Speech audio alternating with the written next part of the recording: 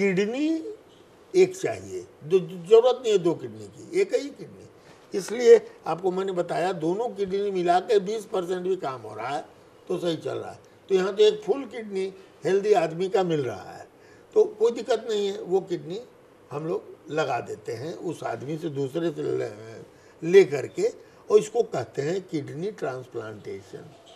अब ये प्रक्रिया कहने में तो बहुत आसान है, लेकिन ये प्रक्रिया बहुत बड़ी है। पहले तो जिसको किडनी मिलना है उसकी पूर्णतः जांच की जाती है। सिर्फ यूरोलॉजिस्ट या नेफ्रोलॉजिस्ट इसको नहीं करते हैं।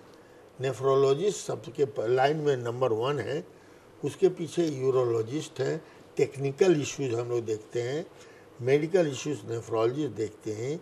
उसके बाद अन्य विभागों में हार्ट क्या है, बने किडनी खराब होने सब ऑर्गन पर असर करता है, तो हार्ट सस्टेन कर सकता है कि नहीं किडनी के, इसको लंग सस्टेन कर सकता है कि नहीं, लीवर सस्टेन कर सकता है कि नहीं ये किडनी के इसको।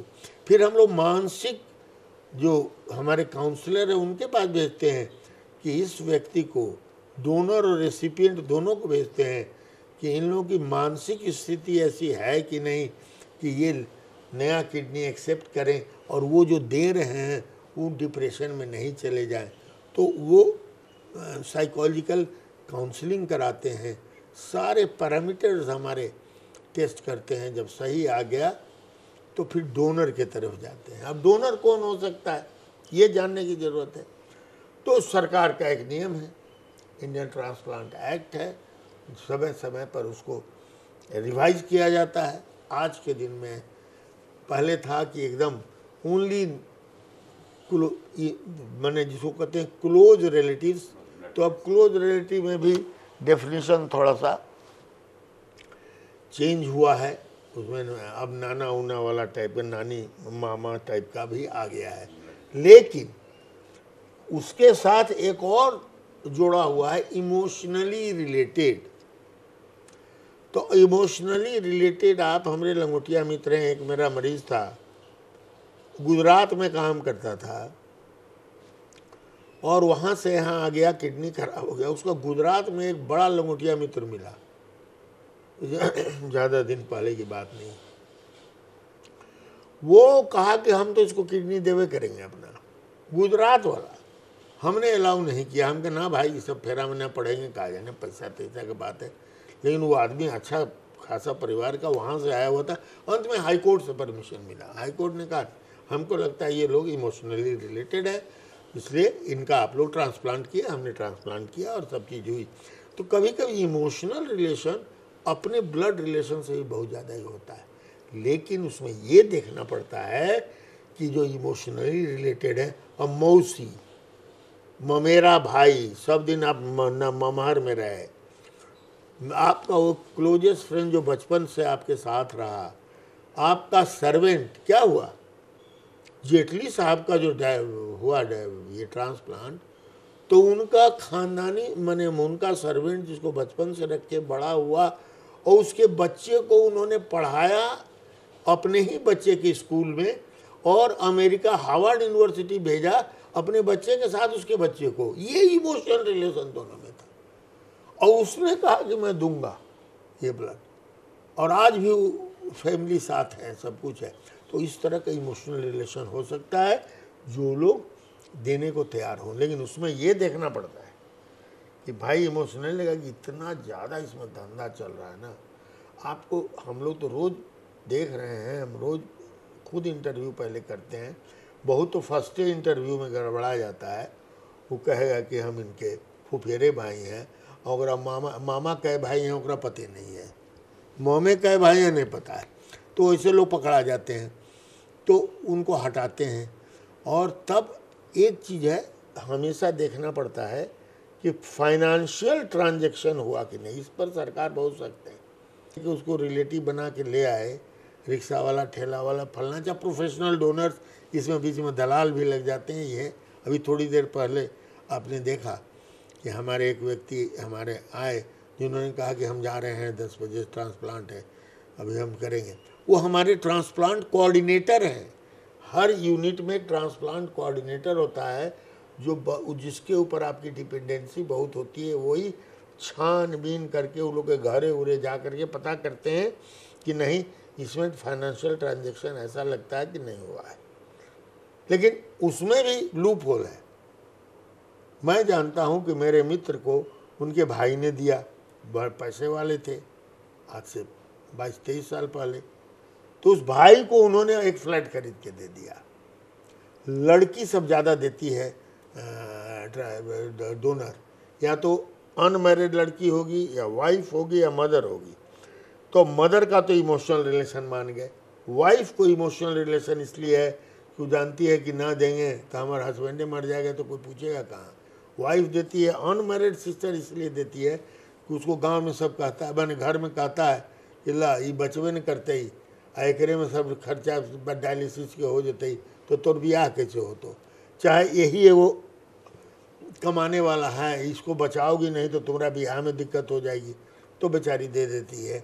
तो इस तरह का अब उसको तो बहुत मुश्किल है पता लगाना, लेकिन ऐसा होता है, इमोशनली हो के देते हैं, उसके चलते उनको ये एक बहुत बड़ा हम लोग के बीच में डिबेट का इशू है कि क्या किसी को इनाम नहीं मिलना चाहिए, देने के बाद इनाम।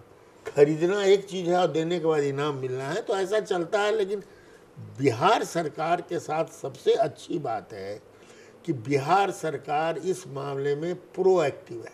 पटना हाई कोर्ट भी देखती है कि एकदम खरीद यदि नहीं हुई है तो इमोशन रिलेशन है भी। कई बार ऐसा हुआ है कि हम लोग परमिशन, हम लोग अपनी कमेटी नहीं है, जान के नहीं रखा कि कौन फंसने जाए, ऐसे ही पारस अस्पताल के बदनाम किए चलता है सब। तो मान लिया कमेटी से हमने एगो पास कर लिया, हमको अधिकार है अपनी कमेटी बना करके काम करें, ना ना ना सरकार ये कमेटी से परमिशन लेके आइए, तो सरकार परमिशन दे देती है। ऐसे का हर महीने के सेकेंड थर्सडे को मीटिंग वहाँ होती है। जब सरकार से परमिशन मिल जाता है और हम लोग को डायरेक्शन भी आया है कि जिसको हम लोग परमिशन देते हैं उसको आप जल्दी से जल्दी कीजिए, तो मैं बहुत शुक्रगुजार हूँ बिहार सरकार का कि दो चीज़, ऐसे मैं किसी पार्टी से नहीं हूँ लेकिन मैं बता दूँ, दो चीज़ सरकार ने की है। एक तो लीनियंट है कि जहाँ खरीद फरोख्त वाली बात नहीं है तो वहाँ परमिशन देते हैं। दूसरी चीज़ है कि जिन मरीजों का ट्रांसप्लांट होता है तो पटना में प्राइवेट में होता है या नहीं तो इंदिरा गांधी में होता है। हमारे यहाँ होता है, रूबन अस्पताल में होता है, इंदिरा गांधी इंस्टीट्यूट में होता है, अभी एम्स में शुरू नहीं हुआ है। तो जो खर्च इंदिरा गांधी में होता है वही हमारे पारस में भी है। हमारा एक पैकेज है, बेसिक पैकेज 6.5 लाख का। इंदिरा गांधी में भी बेसिक पैकेज 6.5 लाख का है, लेकिन ऊपर से यदि कॉम्प्लिकेशन वगैरह हो गया, ये हो गया, वो तो अनसीन है, इतना मेजर सर्जरी प्रॉब्लम है तो उसको अलग से पैसा लगेगा। लेकिन 6.5 लाख का पैकेज है जिसमें अप टू 4 लाख सरकार दे देती है। इंदिरा गांधी को भी उतना ही देती है, सरकारी में उतना ही देती है जितना प्राइवेट सेक्टर को देती है, अप टू 4 लाख। और वो पैसे जब सैंक्शन करती है तो ट्रांसप्लांट के पहले ही सैंक्शन लेटर आ जाता है। ये भी नहीं किचकिच है कि बाद में ये होगा और ये होगा, एकदम दे देती है। जिनके पास जो इनकम टैक्स पेई नहीं है, राशन कार्ड है, इनकम टैक्स पेई नहीं है, उन लोगों को उनकी आवश्यकता अनुसार 4 लाख तक, यहाँ तक हुआ कि कुछ लोग बहुत गरीब का हमने किया 5 लाख तक दे दिया। अब तो सरकार ने ये भी अनाउंस किया, अनाउंस ही नहीं किया, असेंबली से पास हो गया है कि ट्रांसप्लांट के बाद करीब करीब 15-20 हज़ार रुपये महीना लगता है दवा खाने का। लाइफ लॉन्ग खाना पड़ता है दवा, बाद में थोड़ा घटता है। तो असेंबली से पास हो गया है कि ये सारी दवाएं जो लोग ट्रांसप्लांट कराएंगे बिहारी, बाहर भी कराएं तो हमारे यहाँ भी, वो सारी दवाएं सरकार देगी अपने तरफ से। अभी क्या हो गया है, किस तरह से इसको दिया जाए उसी पर अभी मंथन चल रहा है। डीएम के यहाँ से लोग ले जाके कलेक्ट करके लें, जिला से सिविल सर्जन के यहाँ से लें, कहाँ से लें, अभी ये एक्ट हो गया है, रूल बन रहा है। तो ये हो जाएगा तो हिंदुस्तान का, गुजरात के मित्र लोग हमारे कहते हैं भाई तो इसमें आप लोग आगे बढ़ गए, हम लोग के यहाँ भी अभी ऐसा नियम नहीं है। तो इस तरह की चीज़ें हैं।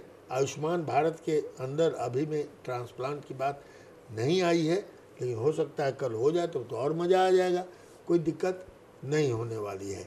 इसलिए हमारे हिसाब से जिन लोगों को किडनी की बीमारी हुई है वो टेम्पोररीली करा लें, अपना डायलिसिस करना ही पड़ेगा, उनको मेंटेन करना होगा, और उसके बाद उनको ट्रांसप्लांट करा लेना चाहिए। अब बहुत लोग डरते हैं ट्रांसप्लांट के बाद वो डायलिसिस कराए पड़े। ए भाई, तो कुंडली दिखा ला। अरे जन्म कुंडलिये में गड़बड़ रहते तो अपेंडिक्स के इलाज में ही मर जाता है मरीज। रोड पर सब कोई चलता है, आकाश ने तोरा कैसे धक्का लगल साफ हो गया, कुंडली के गड़बड़ी है। अब किसी किसी में तो कॉम्प्लिकेशन होगा। ट्रांसप्लांट के बाद 20% कॉम्प्लिकेशन होता ही होता है, 100% किसी का जो है तो नहीं होगा। लेकिन आप 20% में आते हैं कि 80% में ऊपर वाला ही जानता है और आपका कुंडली जानता है, तो उसको तो देखना ही पड़ेगा। वो सब जो रिस्क है वो देखना होगा। तो उसमें फ़ायदा क्या है कि पुनः डायलिसिस पर चला जा सकता है मरीज, और तो बैक टू डायलिसिस। वही भाई संप पे नहीं लगाना, तो बाहर का संप लगा दिया। अब दूसरा सेकेंड रिवीजन ट्रांसप्लांट हम लोग करते हैं, चलो एक बार और किया जाए इनका ट्रांसप्लांट, कोई डोनर मिल गया तो हो सकता है वो सेट कर जाए बढ़िया से। और अब तो लोगों को खुशखबरी दे दूं कि एक्सपेरिमेंटल स्टेज से अब ये मामला निकल चुका है। अब हम लोग ऐसी किडनी, वो जिसको कहते हैं जेनेटिक इंजीनियरिंग करके किडनी बना दे रहे हैं, और ऐसी भी यांत्रिक किडनी बन रही है जो बहुत इजीली लोग कैरी कर सकता है और उसको चला सकता है। तो इसलिए भविष्य की बात है, तब तक मैं जिंदा रहा और ये सब चीज़ यदि आई तो पुनः आपको इस पर इंटरव्यू दूंगा। धन्यवाद।